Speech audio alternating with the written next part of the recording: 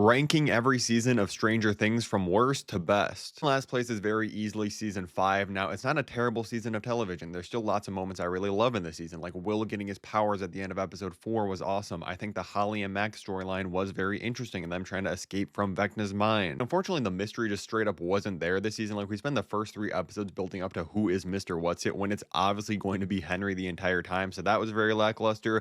I do absolutely love the stuff with Henry in this season. Jamie Campbell Bower is giving the best performance of the entire cast. But again, we definitely spend too much time with Holly and these other new kids detracting from the main cast. Because really the main problem with this entire season, characters like Eleven that are the main focal point of the entire series and the finale are sidelined for the first 7 episodes of the series on this random side mission with Hopper, which yes, I know is very important story-wise, but it wasn't very interesting to watch. And meanwhile, you have the main cast just sitting around a table making plans every single episode. Like I said, I don't hate the season overall. For every bad moment, there's a really powerful character moment, like Lucas and Max reuniting after she wakes up out of her coma that I absolutely loved. Jonathan and Nancy's breakup scene, even though I wasn't sure it was a breakup on my first watch, when I rewatched that is a really powerful moment. Finale kind of has the same problems as the rest of the series, but I did still really enjoy it no matter how corny or predictable it might have been. I still really like the final battle. Yes, it should have gone on a little bit longer, and the entire epilogue that goes on for like the last 40 minutes is really just beautiful stuff. Like seeing all these characters say goodbye for the last time was really good. In fourth place is season 2. Now, don't be fooled by the low placement. I do still love this season. I'm a big defender of it because I know a lot of people hate it. So even though it's low on my ranking, it is still a really good season of television. Love the character dynamics in this. Like Bob Newby was a great addition to the series, and I love his relationship with Joyce. Don't fight me, but him and Joyce were better than Hopper and Joyce ever were. Love getting to see the main group of kids kind of interacting with Will because we never really saw that in the first season. Plus, adding in Max to the group is a really fun dynamic. And I honestly think Max and Billy are 2 of some of the best Stranger Things characters of all time. So them getting introduced in this season gives it a huge plus for me. I love everything with the snowball at the very end of the series, that dance sequence and all the little character moments we get there, I absolutely love. I also think everything with Will and his connection to the hive mind and the mind flare, they really keep the horror elements going in this season. For some negatives, why it's a little bit lower, of course, it does contain the Lost Sisters episode, which is the worst episode of the entire series. I don't care what anybody says, The Bridge is easily way better than it. And I do think the season gets a little bit of a slower start. It kind of takes 4 or 5 episodes to really get into the stuff that's super interesting. Again, nothing's bad in this. I still love a lot of moments in this season, like Dustin and Dart is a really fun storyline. Him and Steve's dynamic, great. Just a little bit weaker than the other seasons. Probably the best soundtrack out of all of them, though. Now, before the top 3, if you love Stranger Things, make sure you're following me and let me know your ranking in the comments below. In third place is season 3. The vibes of this season are absolutely off the charts. I love what they did with the aesthetics, just fully going into like the 80s synth pop and the neon aesthetic. This is another season, just like season 2, that takes a little bit to get going. Like the first 3 episodes, you're kind of just watching like Eleven and Max become friends and the other boys having their relationship problems and Steve and Robin just working at an ice cream store.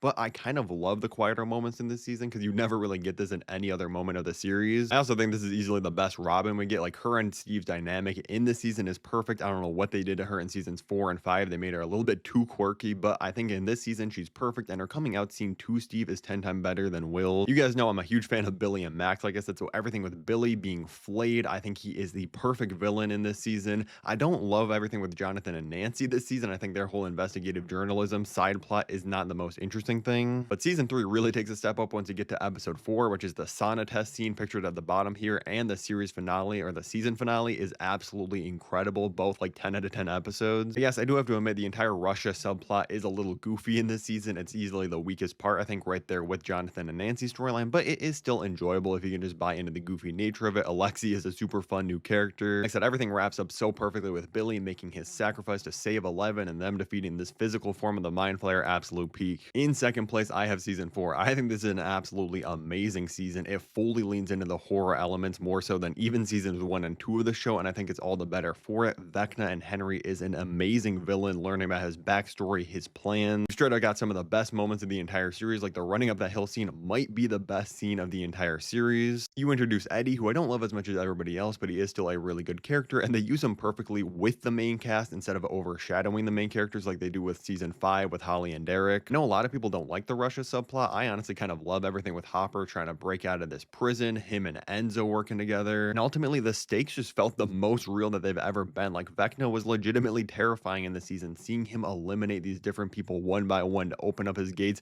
felt more intense than anything we saw in season 5. But at number 1, I gotta go with season 1. Sometimes keeping it simple is better, and this just being like a small town mystery of a mother trying to find her lost son works so perfectly. It's really the perfect example of less is sometimes more, because seeing one Demogorgon and like lights flickering in Joyce's house works better for a horror element and drama than seeing like 150 Demogorgons. Hopper is incredible this season. Obviously, you learn everything about him losing his first daughter, him trying to make up for that by saving Will. Everything with Eleven meeting the kids for the first time is super fun, and most importantly, the mystery was the best in this season. Like, you had no idea what was going on, slowly learning more and more about the lab and what's really going on in Hawkins, and all comes together perfectly in the season finale, which might be my favorite episode of the entire series. If you made it this far, drop a like in the video and let me know your ranking in the comments below. If you want to see all my other Stranger Things videos, like more rankings, my review of the finale, and more, click the playlist above my head right now, and thank you so much for watching.